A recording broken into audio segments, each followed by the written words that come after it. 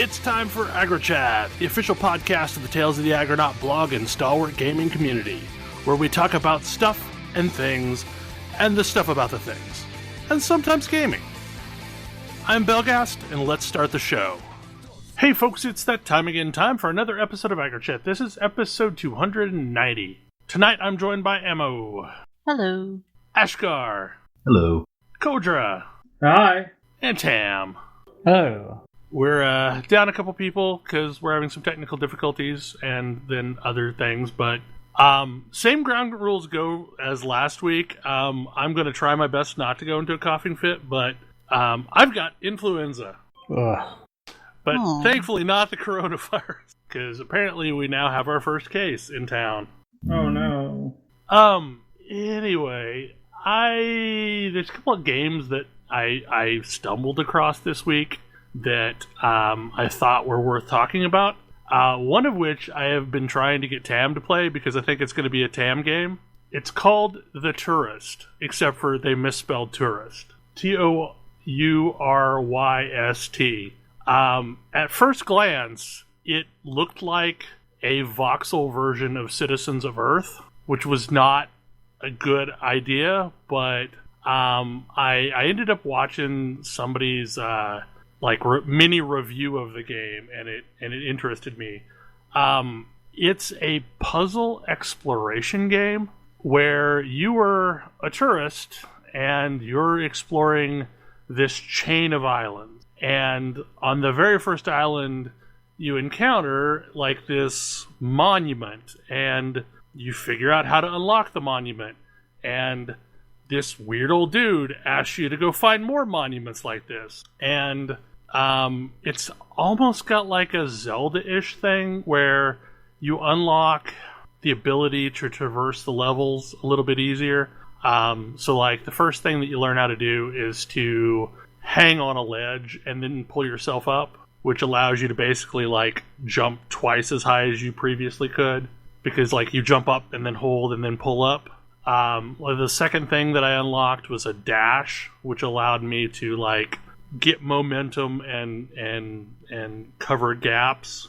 And it's really interesting because like you throughout the play and interacting with NPCs, you unlock tour guides to new islands, which basically allow you to go there via boat.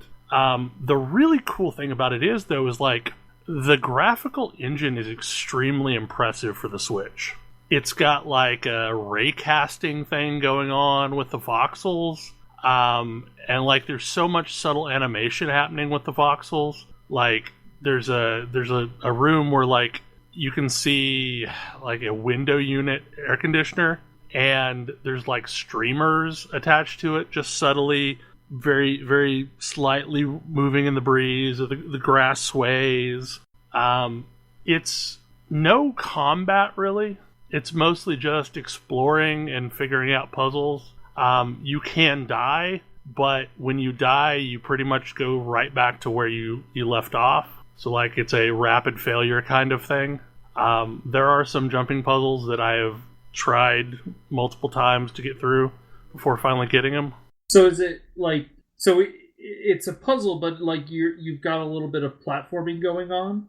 Yeah, it's like a 3D platformer basically. Okay, so it's a 3D platformer. Yeah, like I mean, it's not really a Spyro style game, but there's a certain 3D platforming element to it. Each island that you visit has a theme. So like the first island is just basically like the starter island, and there's a gift shop on it, and every so often you'll get a telephone call from the dude that runs the gift shop saying, I've got new things in. And you can zip back via boat between the islands. Like once you've unlocked an island, you can move back and forth between them freely. And some of your puzzles will involve you actually retracing your steps. Like the second island, like there's a party going on, but like the party has wound down. So you have to figure out how to hype up the party by like turning on like stage lights and fog machines, and then like figuring out how to connect up a power generator to like crank up the output. and there's like a party meter, and like when you get close to the people, like they've either got like a smiley face or a frowny face over their head, and you're trying to like make them happy, and you can like dance in front of them to make them happy, and doing that unlocks something else, which eventually allows you to travel up this elevator to get to the monument, and then there's like a visual puzzle that you have to solve up there to actually unlock entrance into the monument. So when you say visual puzzle, what exactly do you mean? Like, I'm not super far into the game, but so far all of the puzzles have been kind of pattern matching. Okay. So like there's something on the island that acts as kind of a keystone to show you what you're supposed to do when you actually get to the monument. Mm. So it may be like there's a pattern traced in one area of the island that you then have to trace on a light grid on the floor. There was one that happened last night to where there are these 4 pillars, and on the pillars were a number of dots. And then in the center area, there was a grid of 4 trays, for lack of a better term, like divots in the ground, and there were rocks all around the top of this mountain, and you could pull the rock up and then drop it in a tray. And by matching the dots on the pillars to the rocks in the trays, it unlocked something. But like, you're not really given any advisement. You just kind of have to figure it out as you go. And so far, it's kind of ramping as I go. But like for me, it's a really chill thing to play before I go to sleep. And it's starting to snowball a little bit to where the first couple of islands were pretty self-contained, and now I'm encountering things that I'm certain I'll have to come back to. So almost that remember where I saw this thing last is going to go on. Luckily, though, each individual island is really small, so it's not like it's a big area. And the theme of each island kind of makes it memorable where you encountered that thing. So, like, I've seen some footage of later islands. Like, there's an island that's, like, just shrouded in a rainstorm. And, like, at the top of a peak is, like, a research station that's, researching the weather. So, like, everything on that island has something to do with weather. There was an island where it was about diving. So like one of the puzzles, you had to actually go out on a boat and dive under water and do something underwater to unlock something that would then affect on land. It's kind of like a more chill version of The Witness. The Witness, but not first person with jumping puzzles. Right. Yeah, I mean, and the jumping puzzles are pretty straightforward. Like, there's one that I got hung up on last night that I couldn't figure out, but I'll have to sit down and rethink it. But for the most part, they've been pretty straightforward. You kind of like it's a situation where like you understand what you're supposed to do pretty easily, and then it's just actually doing that thing. The thing that I'm most impressed about is like, one, this executable is tiny. I want to say it's like 250 meg or something like that, and it loads insanely fast. Like the animation of you moving across the screen on the boat is basically all it takes for you to zone into the next area. So it feels super fluid when you're playing it. Honestly, looking at this game reminds me of the PS3 game that From made, 3D Dot Game Heroes. Yep, kinda. Granted, that game was just Zelda with a novel art style, but... Well, and I'm not even sure if it's truly, like, a voxel engine, as in it actually has, destructible world kind of thing. I think they just went with a voxel art style. I mean, that makes sense. But the artwork is, like, really freaking gorgeous. Like, for being lo-fi, it is very artistically done. This is by... the same studio that did the Iridium 3DS, not 3DS, but the GBA games. Also Fast MX or Fast RMX. Okay. And this is like what they've apparently been working on since they did the re-release of that. I mean, from what I hear, their time on the Wii was spent doing black magic with underpowered hardware, so... I mean, realistically, that's kind of what they did on the GBA too, because like Iridium was really good. It's true. It looked real impressive for what the GBA was working with. So apparently they're just really good at optimizing hardware. But like, I would be down with them doing more games in this kind of art style with the same engine, because like it just looks really pretty. Another game that I kind of randomly stumbled across is Atom RPG, which is a horrible name for a game. It is apparently a love letter to Fallout 1 and 2 in a more modern engine. The difference being, instead of a world roughly based on the United States, it is a world roughly based on Russia, post-apocalyptic. So like it's by a Russian development team, and it is shockingly good for as under the radar as it seemed to have flown. Like it does a much better job of being a Fallout, like old school turn-based Fallout game than Wasteland 2 did, for example. There was just something off on Wasteland 2 that I didn't enjoy. This, like, you could tell me that this was a HD release of Fallout and I would believe you. It's very similar to those old Fallout games, like the first and second one.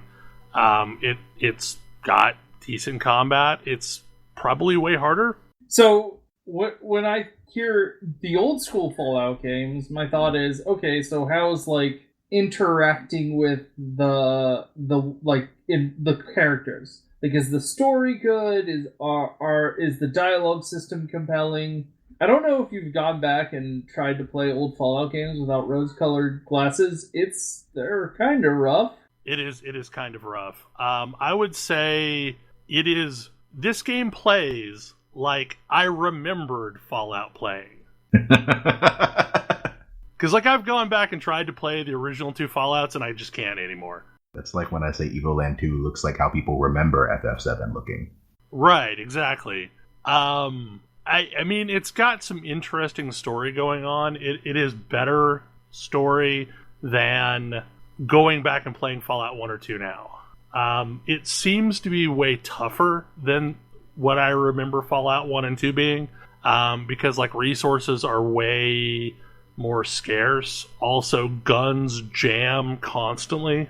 So like I am mostly using melee weapons because they are more reliable. I don't know how many companions you can have, because I have a dog, which was a random encounter, and you can pet the dog, and you can feed the dog, so that's really important. And then I also have this crazy old man that was living on a farmstead by himself with an army of bunnies.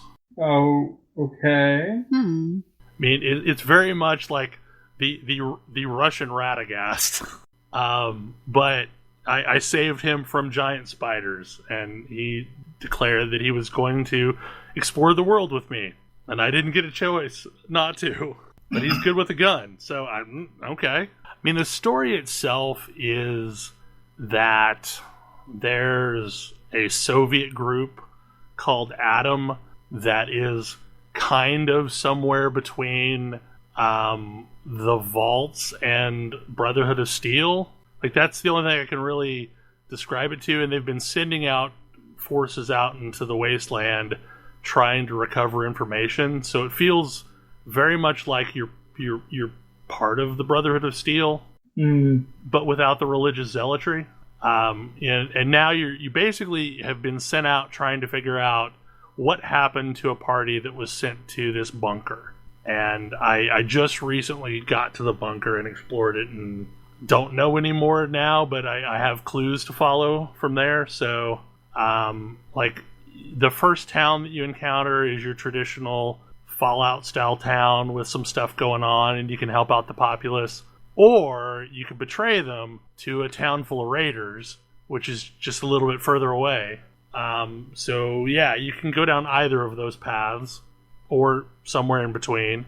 Somewhere in between, okay. Somewhere in between was I was going to say, so one of this is kind of frustration, is like, is there just like, here's a bunch of peaceful people, and here's a bunch of raiders who are only in it for themselves and want to prey on them, and it's like, very starkly like, good versus evil, or is the like decision more interesting or nuanced than that? So the raider town is actually more of an organized crime than raiders, because it's a protection racket. Like, they come through the town every so often and they basically take an offering from the town, and the town wants to send you out to like basically stop that from happening, and they're convinced that there's like a rat in town that's telling on them.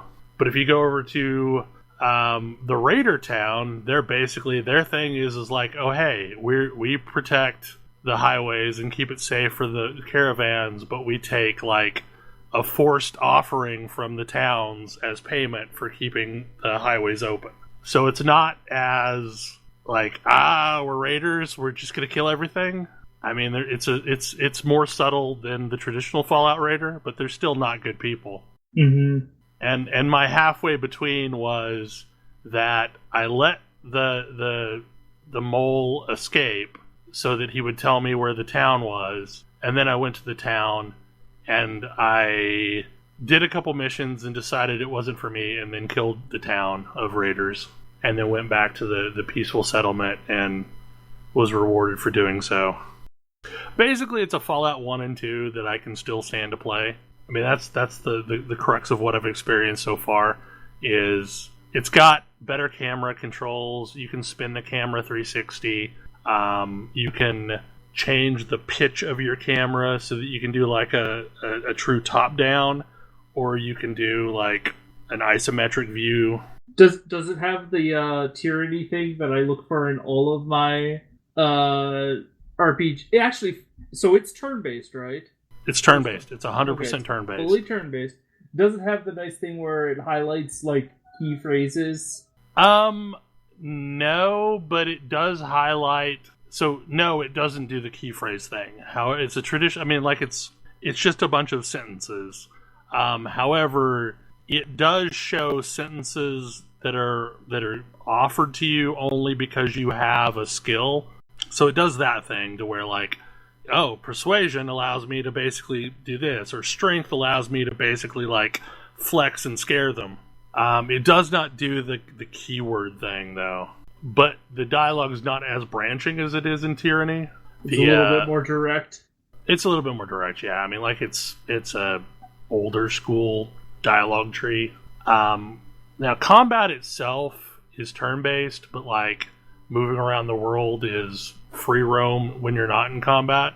And it does the thing where you basically like hold down left click on an object and it pops up a bunch of options of interacting. So that's how you like access lockpicking and things like that. Oh. Which I think was a thing in. I think that's how it worked in Fallout. All in all, like I think it's like $8 now, and it was worth $8 to play with. It is shockingly good for a little indie game. That's not bad. It recently had like the 1.1 release in January, so it hasn't been in fully released state for that long. But if you ever find yourself pining for a Fallout 1/2 style game that plays like you remember those games playing, then it might be worth checking out Atom RPG. Okay, Ash, tell me about Rogue Pokemon. So Pokemon Mystery Dungeon DX came out on Friday.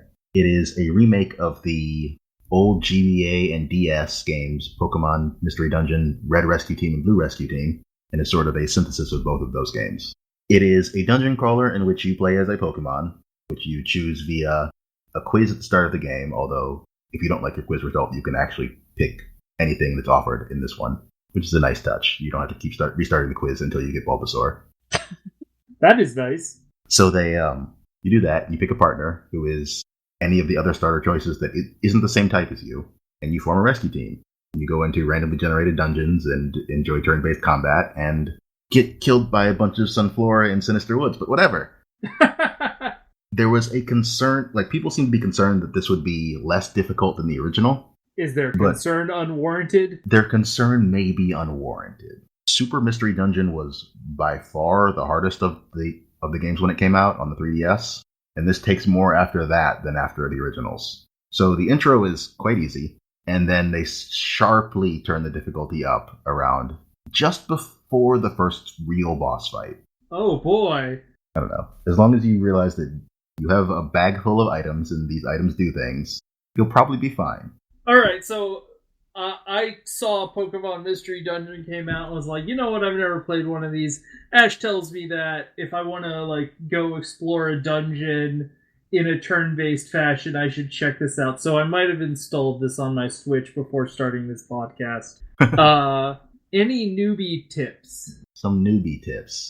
Do not be afraid to use your items. You will get more soon enough. So you mentioned Bulbasaur. Is that a personal preference? Or That's is a that personal preference. None of the starter options in this one are a trap, which I'm thankful for.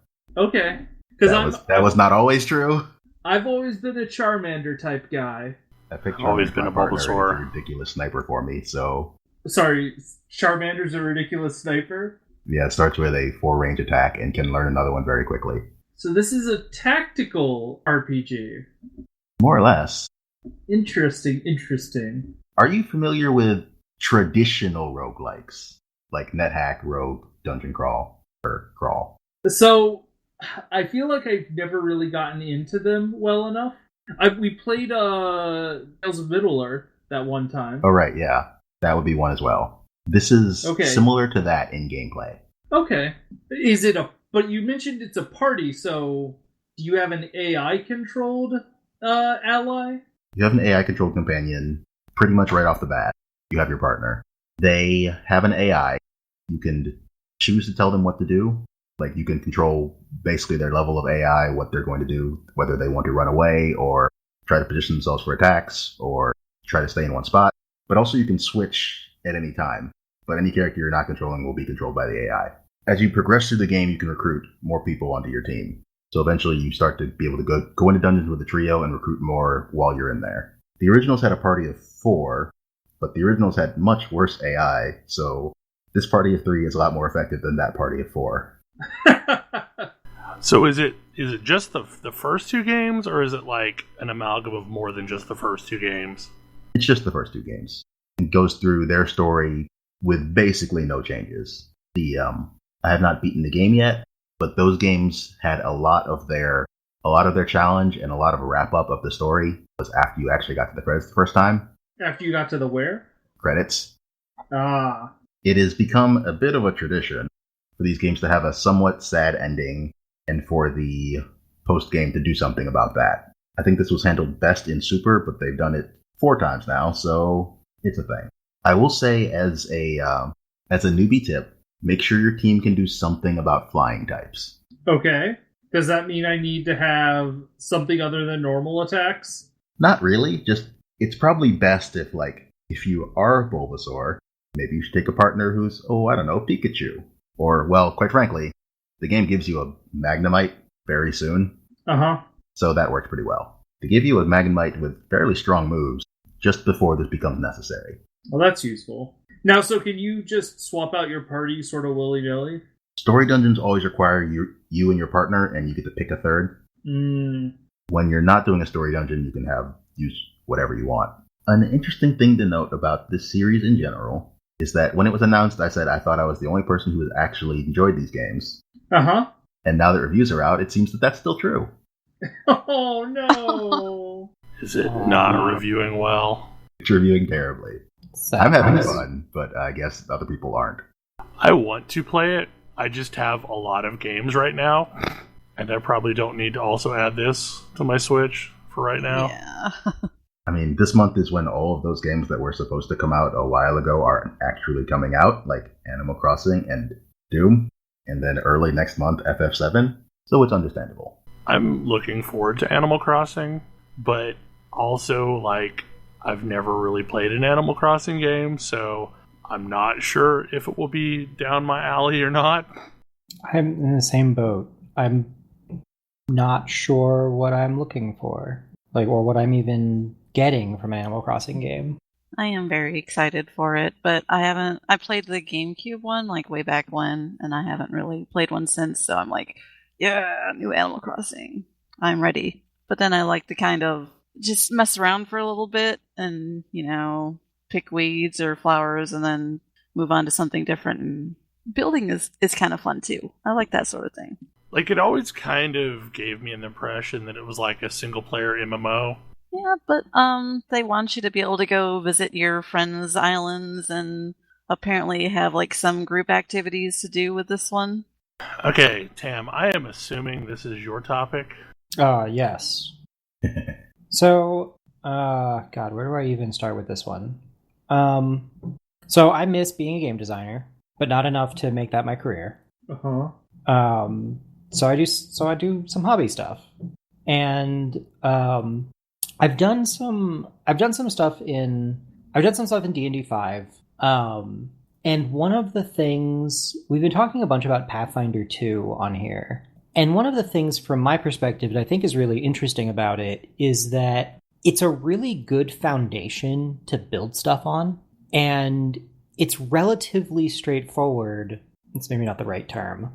It's relatively possible to reverse engineer their systems and understand how they tick in a way that a lot of RPGs are kind of hand-wavy. And so building something balanced and that actually works well with the rest of the game is a lot more doable and a lot more provable than in a lot of other games. And so I've spent about a month earlier kind of building a new class, deconstructing how the existing classes are built, looking at how all the pieces fit together, trying to match up the power curves, make sure I understood how all of the feat progression and class feature progression work, putting together expected damage charts. And I feel pretty good about having gotten to a place where this design I put together is perfectly playable in a game and I don't think it would feel broken, either not powerful enough or too powerful, and still fills an interesting niche compared to the other classes of the game. In amongst all of this, I've been tooling around with an idea for a Star Wars campaign I want to run, but the biggest problem I have with running a Star Wars game is there's no system I really like for it.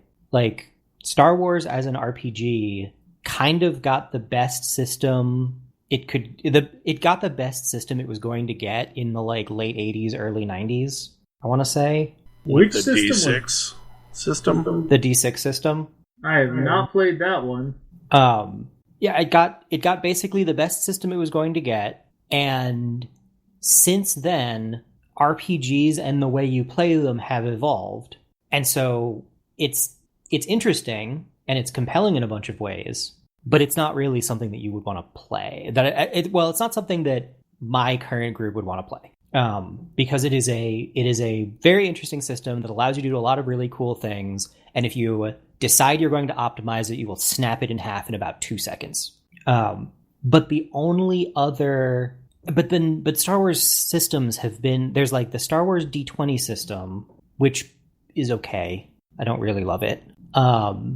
There's the Fantasy Flight Star Wars system, which is interesting, but has the problem that a lot of the Fantasy Flight RPGs have, where every individual role is sort of ponderous. And I like some of the ideas that they have, but it really bogs the game down when you have to stare at the dice you just rolled for every roll and try to, parse them out like reading tea leaves. Yeah. Especially because that's another thing where it's all on the GM. Yeah. And I don't think I like some of the ideas that it tried to do, but I feel like Pathfinder 2 accomplishes almost all of those same things that it does with degrees of success and complications and so on, with a more streamlined system. Which leaves, as far as Star Wars systems go, Star Wars Saga Edition, which I like, but is also kind of showing its age. I mean, it was a test for D&D 4. Yeah.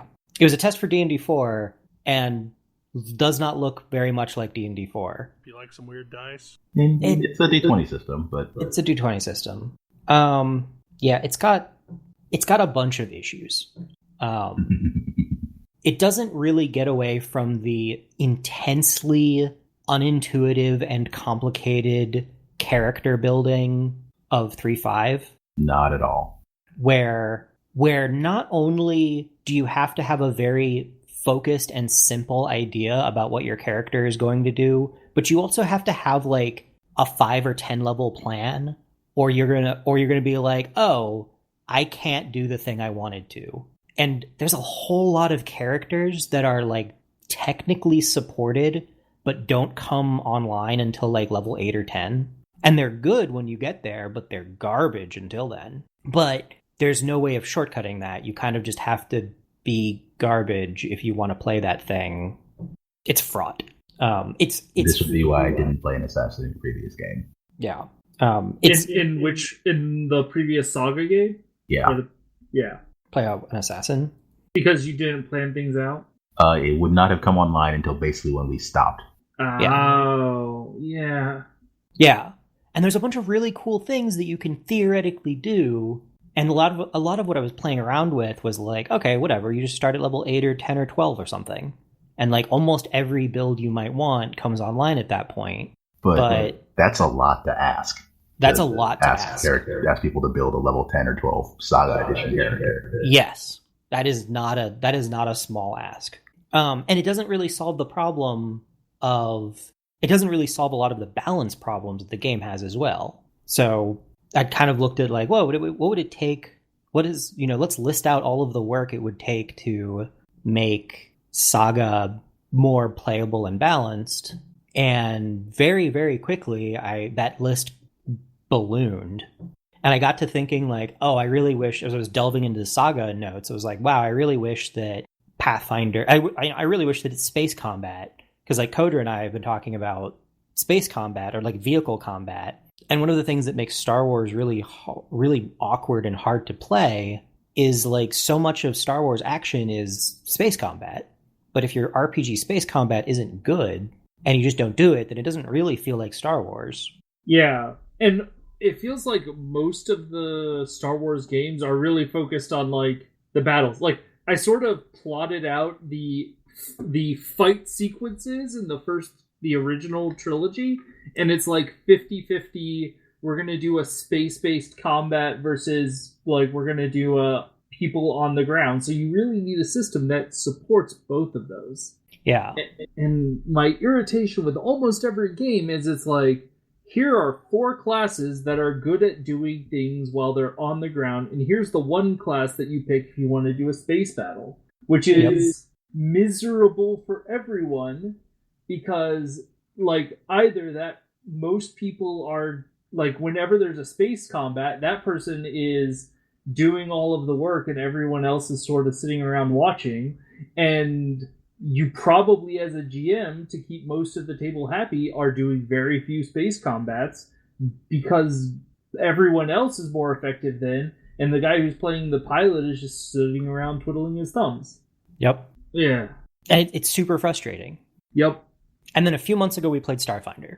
Mm-hmm. And Starfinder has a lot of problems. Mm-hmm, mm-hmm. It's to be entirely frank, its class design is a mess, top to bottom. And that kind of mars that kind of makes the rest of the experience really hard when like a lot of times your core class mechanics are either clunky or don't work very well. But it does have a really, really great foundation for space combat. Entirely divorced from the class system otherwise. But that's also kind of what makes it a good foundation, because their classes are a mess. It's a good candidate for lifting. Exactly. And I was sort of messing around with like, oh, well, what if I ported the Starfinder space combat into Saga? Well, I have to make a couple of different things. I have to make a couple of small changes, but broadly, it works. So it's just a matter of making class mechanics feature in the space combat. I've spent the last week or two, not really the last week, tinkering with a with a design that I kind of want to playtest at some point. That's like, hey, so I basically used Starfinder as a base to make space combat, Star Wars space combat using Pathfinder 2 mechanics. And that's led me down a long dark tunnel into what if we put together a total conversion to Star Wars in Pathfinder 2 and turned that into a game where you could just play Star Wars and it would just work, which is admittedly madness. Mm-hmm. But like I've spent a while kind of putting together the work that needs to go into making that happen, like making that possible. And it's a lot of work, but it's not unreasonable. Like, I'm not writing an entire system from scratch. I need to write 5 classes. It was like, make some edits to skills, make some edits to like weapons and feats, and write all new classes, and like figure out something for ancestries.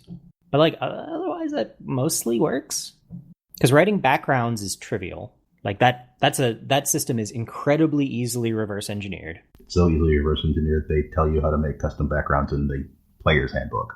Yeah. Classes are pretty difficult to reverse engineer, but I've already done that work. And have a perfectly functional template. I probably am not going to make 20 levels of class content because I don't think it's necessary. Probably not. But like, if it turns out to be necessary, I can build the rest of it. But it's also one of those things that lots of people, like, I know Ash and Kodra, and then like 3 or 4 of our other friends all have ideas and are helping kind of refine the concept, which is sort of my favorite way to work. Is like a bunch of people sit down and sort of tool in together on to figure out some kind of, you know, functional system. And like people have ideas and they refine the ideas and we sort of iterate to something that works. Like, I wonder if the answer to the whole ship versus land combat thing is basically to give everyone some kind of a space combat role for free. Yep.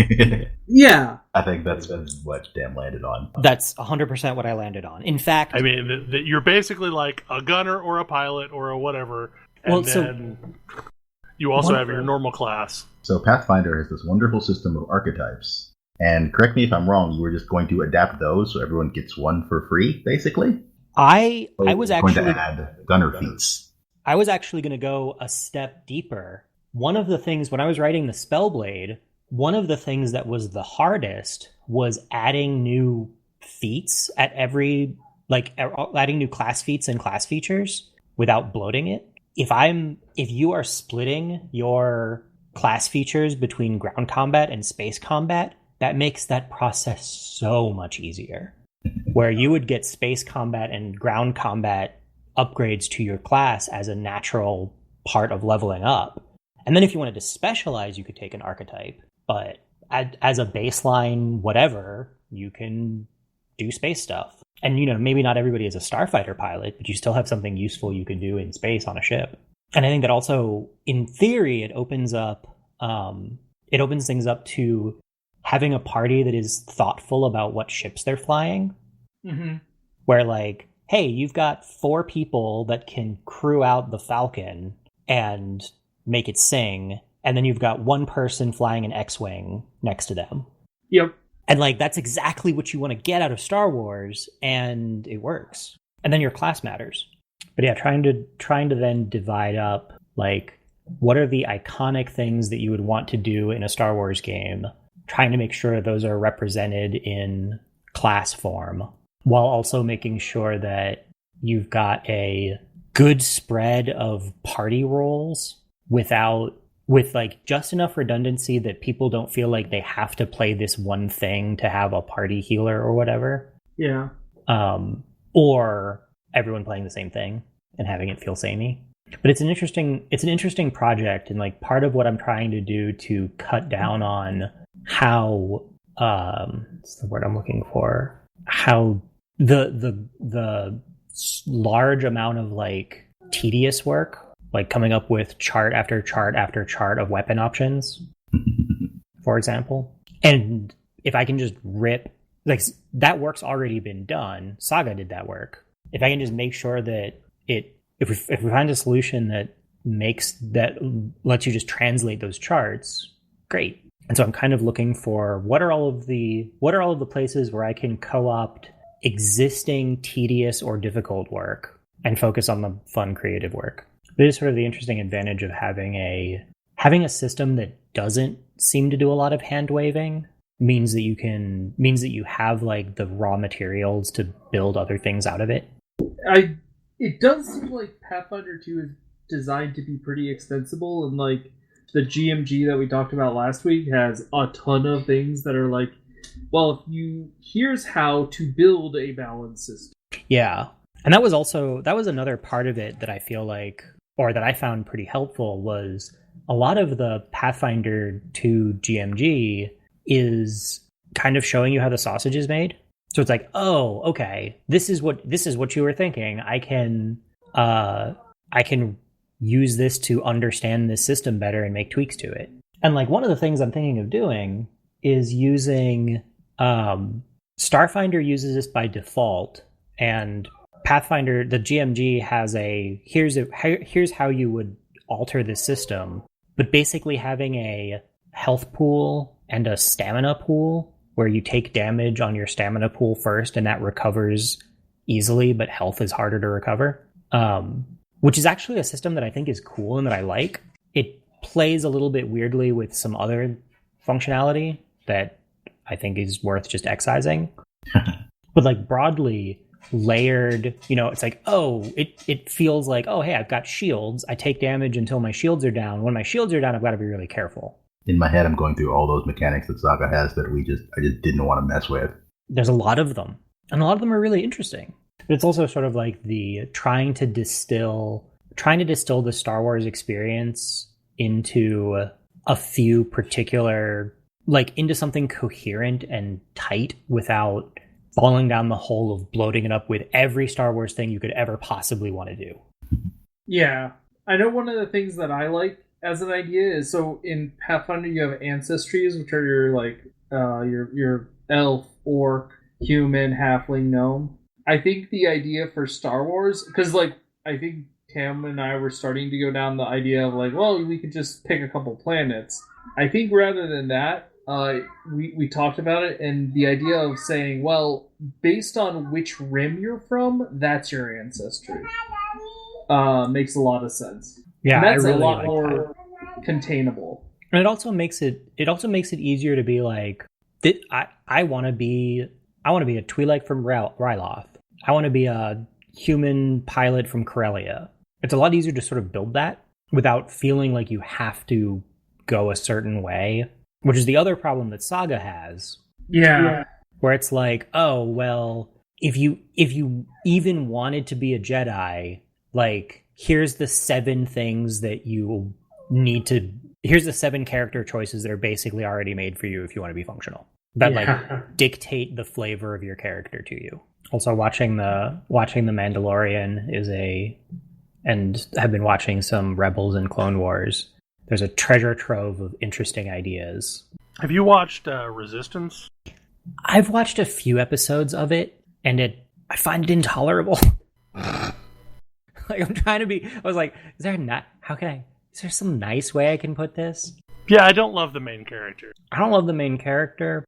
I kind of, sort of like the conceit, but not really. I just feel like something like that would be a decent setup for the mixed starflight combat and ground actions. Oh, yeah. Well, and that's the thing that's the other, like, Rebels is really good at this, too. There's a really good mix. Like, Kojo's totally right. It's almost 50-50 as far as action sequences go. And almost every single climactic Star Wars action sequence is flash cuts between a ground fight and a space fight. Mm-hmm. And if you could make those, and like, there's an interesting one. Like, you could, if you got those systems to be relatively aligned, you could play out that kind of action sequence. And like, unlike a lot of other games, Star Wars has built-in technology to be like, oh, hey, splitting the party isn't just an absolute disaster. You have communications technology. It works. Yeah. I will say the one thing that I kind of dig about having played some Star Wars Galaxies Legends is operations in an era where you have to stay clandestine, where you are not on the side of the majority of the galaxy. Yeah. But you're also not necessarily, like, at outright war.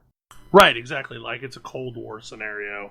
Like there was a while where I didn't like the original trilogy era Star Wars game, like playing in that space, because I was like, I want to be a Jedi in a row with a lightsaber, going and doing Jedi things openly. But like, that's not that interesting. It's not as interesting.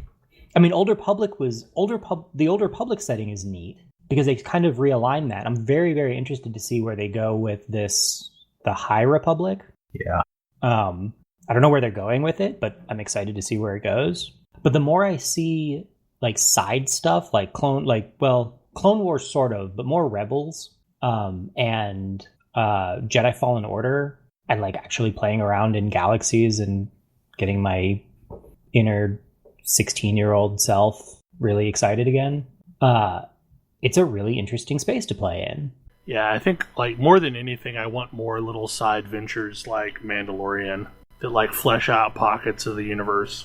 Yeah. Well, that's one of the things that I think is really, really cool about Star Wars. I mean, I was chatting with somebody recently, and my comment was, I feel like Star Wars is kind of the inverse of Harry Potter, where Harry Potter has really great storytelling and some like honestly kind of crap world building once you get past the like surface level. And Star Wars is kind of the opposite, where like honestly sometimes the storytelling isn't amazing, but the world building is great.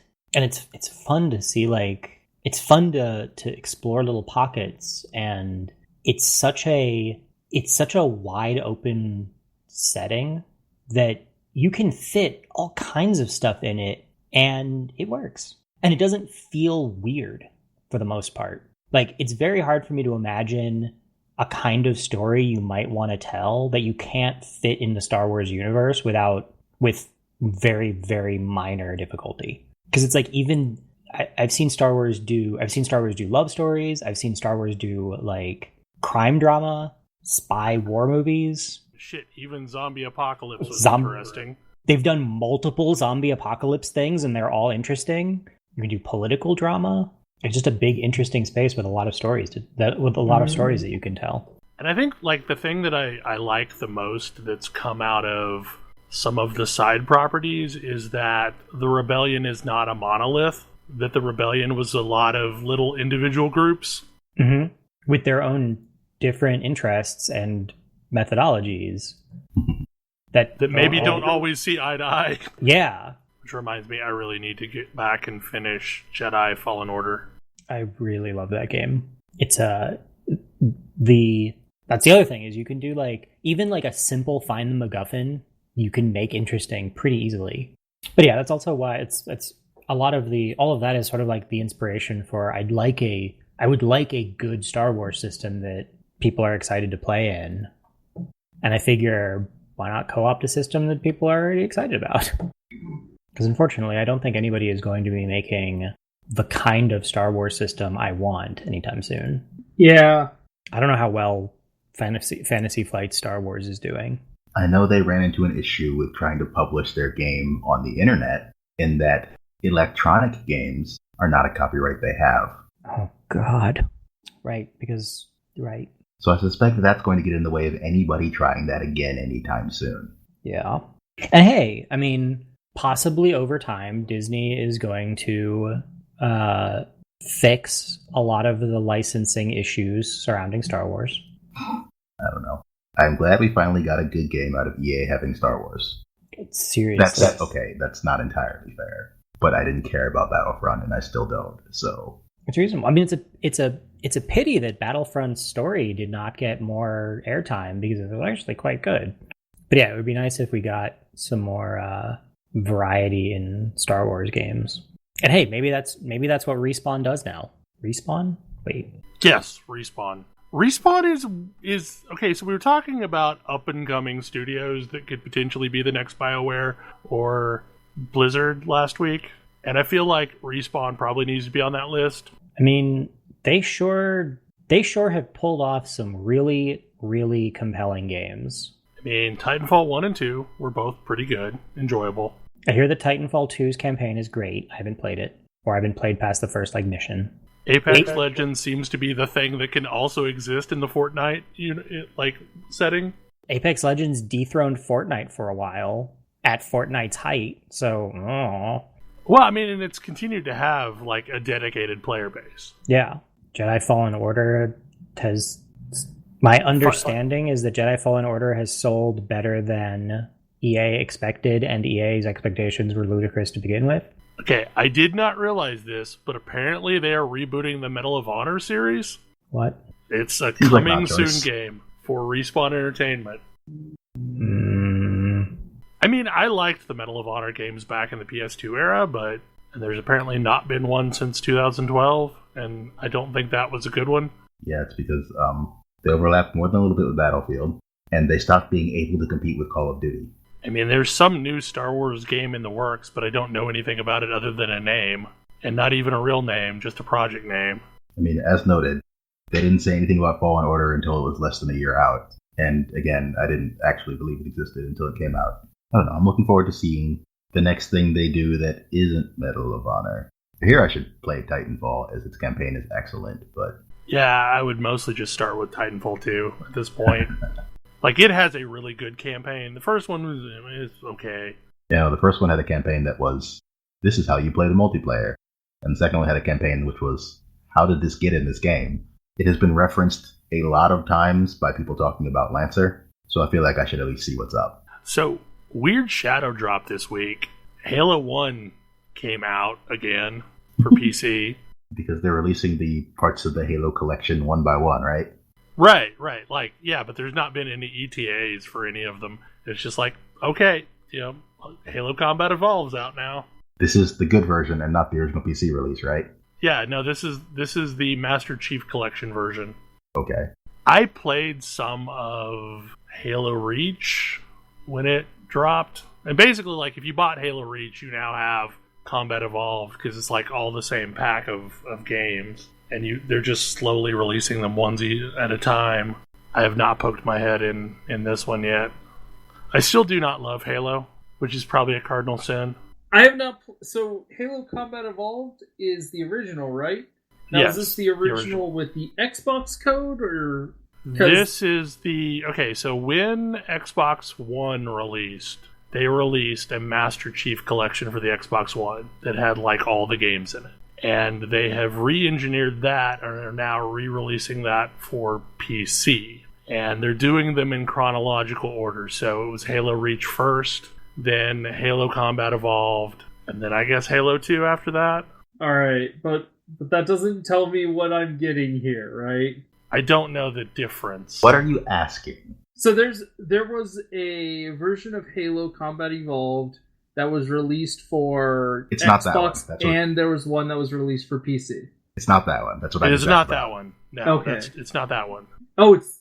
Okay. Yeah, so Master Chief Collection came out some time ago on the Xbox One, and it was a re-engineered version of the entire series.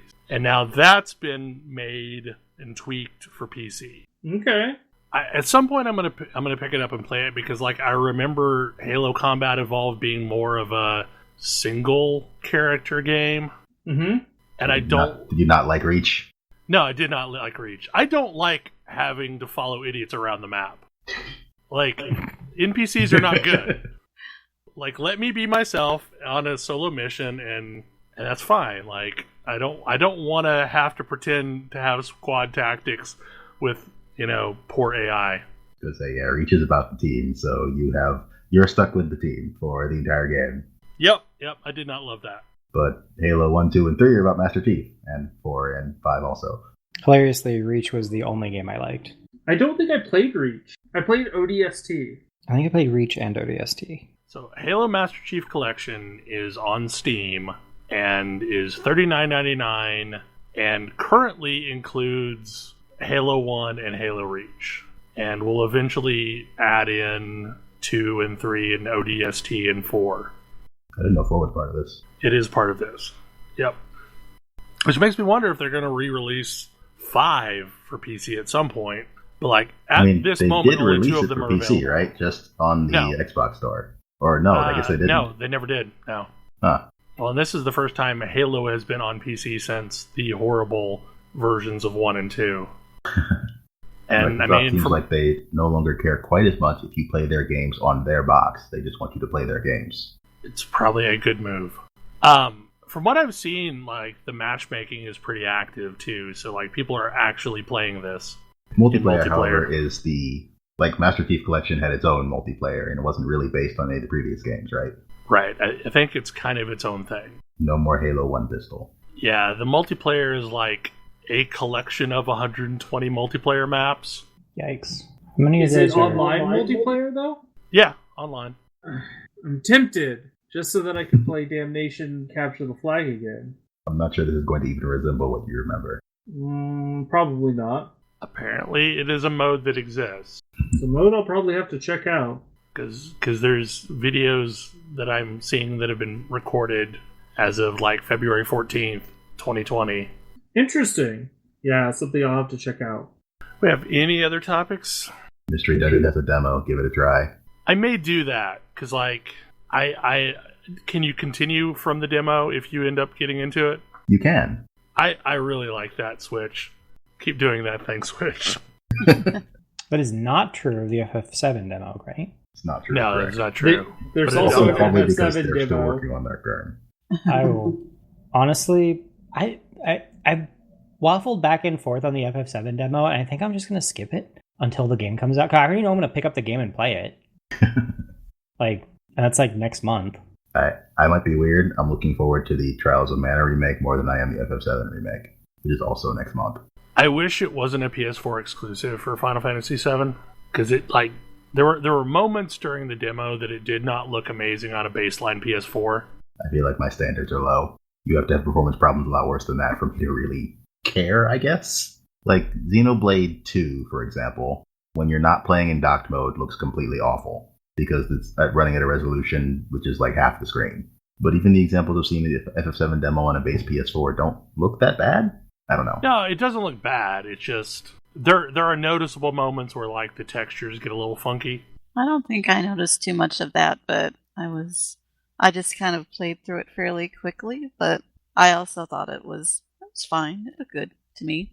I mean, it looks better than Final Fantasy 15 did on a baseline PS4, so it's not bad. Yeah. I definitely played Final Fantasy 15 on a baseline PS4.